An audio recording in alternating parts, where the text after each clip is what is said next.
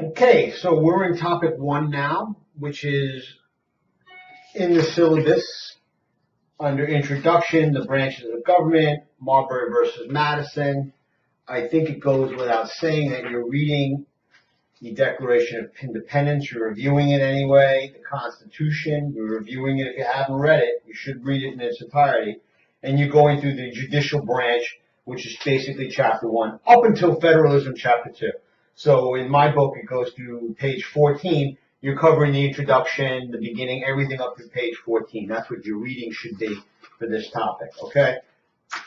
This is just an overview when we go through the topic, because you're basically going to go through a lot of the topic in the tests and the discussion board, et cetera, and that's how we're going to learn. I'm not going to just lecture to you and give the answer. But I want you to keep certain things in mind, and this is an overview and sort of a help on where you should be looking while you're reading it, okay?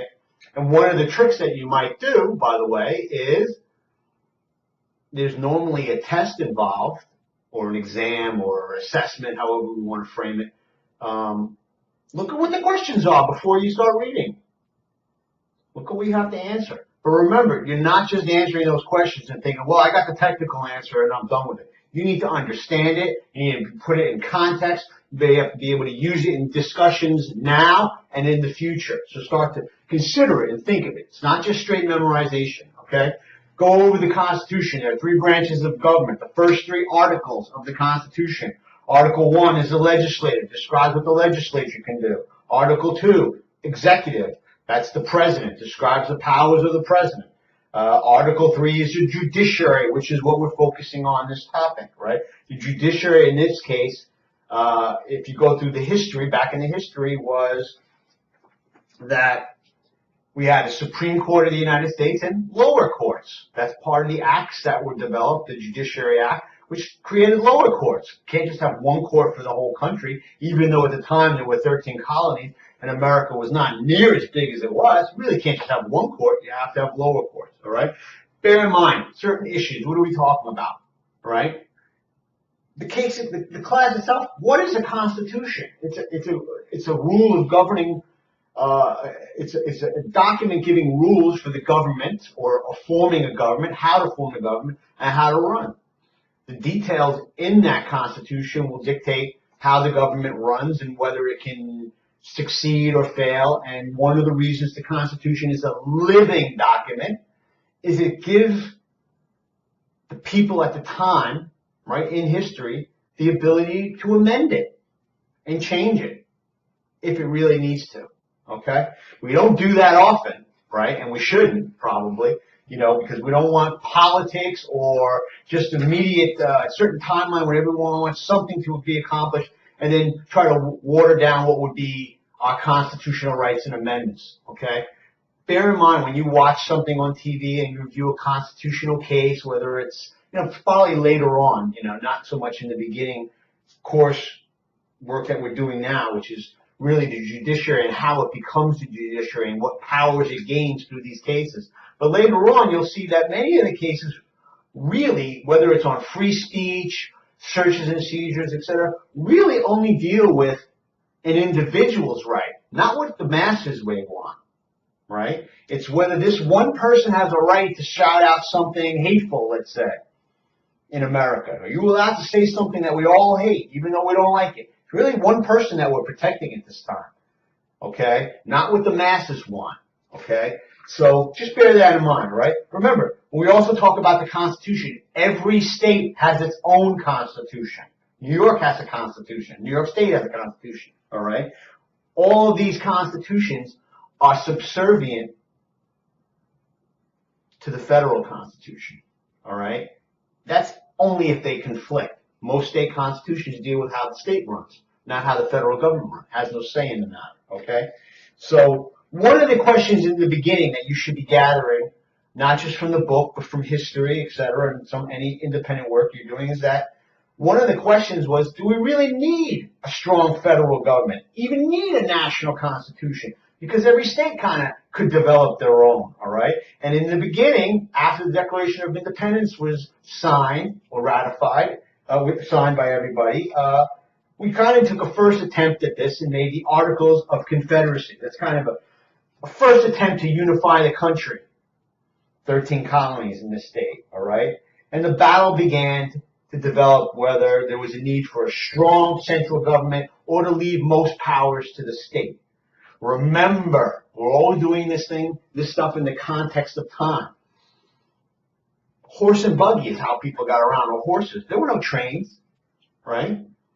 Traveling from South Carolina to Maine was probably a month. If you think about the distance by horse or walking, there are no trains, okay? And communication, right? Letters were written. There's no texting, no email. There's not even Morse code, where eventually it was revolutionary at the time. Communication is slow, okay? And one of the ways that the framers of the Constitution and people in government or strong opinions were able to put out their opinions was by writing articles for newspapers. And newspapers could be very biased back in that day, being you're a Federalist type of paper or you're a Republican type of paper, printing only those type of articles. And ultimately something develops called the Federalist Papers, primarily by Alexander Hamilton, who believed very strongly in a very firm, strong executive branch and in a strong federal government, okay? He believed we have to have a strong federal government because we needed an army and a navy to protect us from abroad and privateers, right? People, boats would come and maybe rob merchant ships off the coast. What are you going to do about that? How are you going to stop that? You either have to have some kind of military force or you have to leave it to the states, okay? He believed in a unifying force.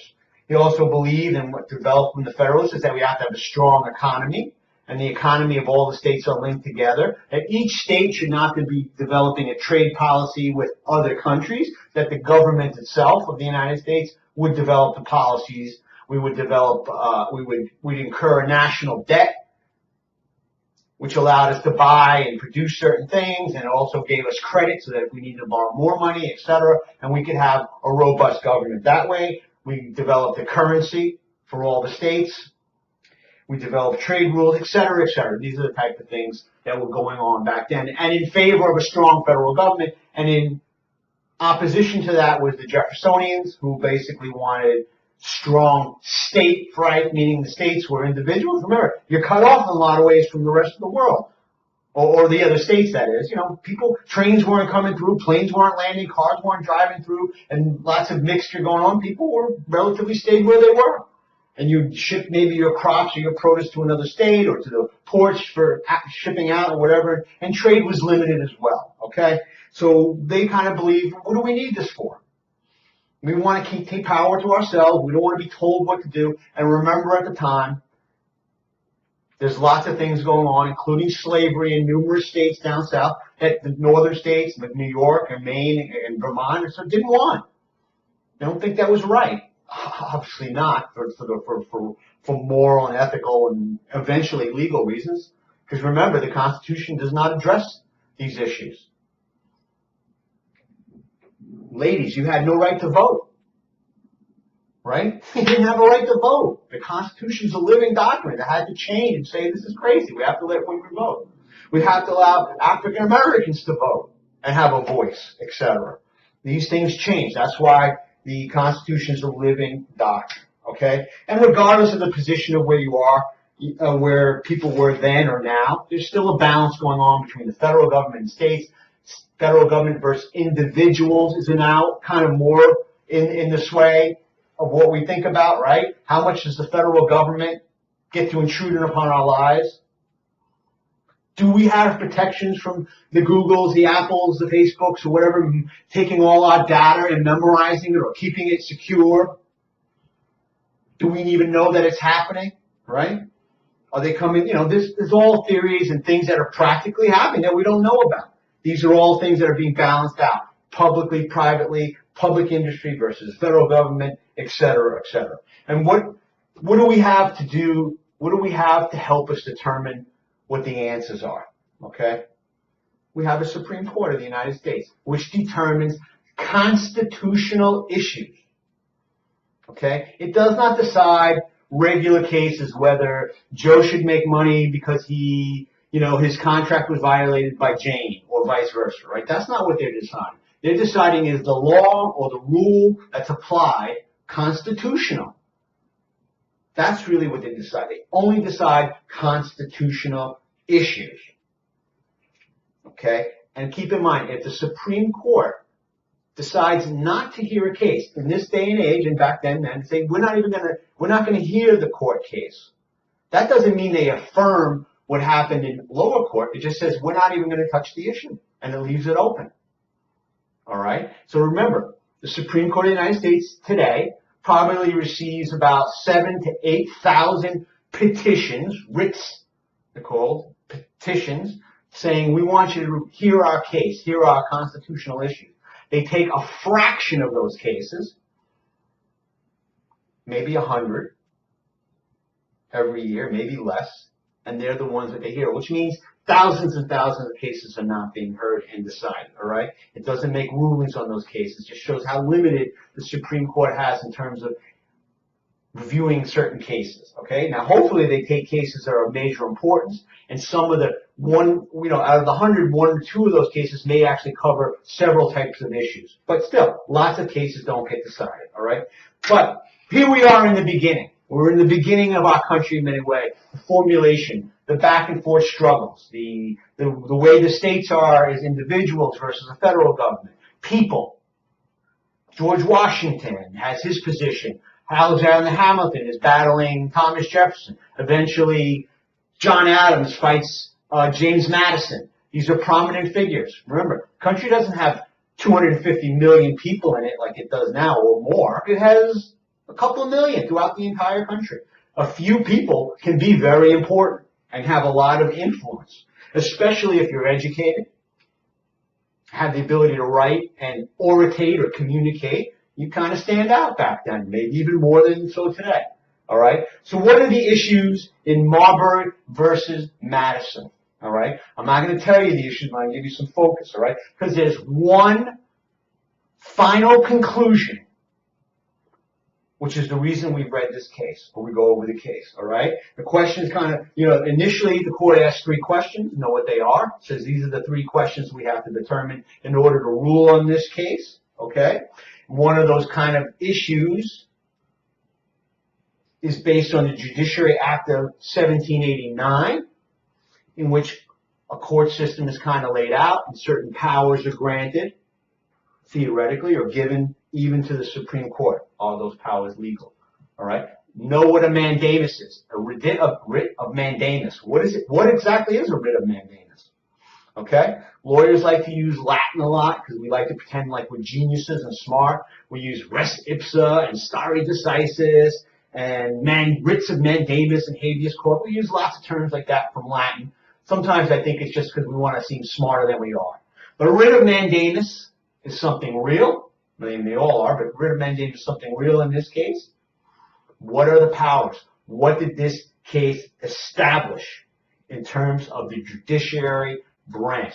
Why did we read this case? That's what you need to figure out from Marbury versus Madison.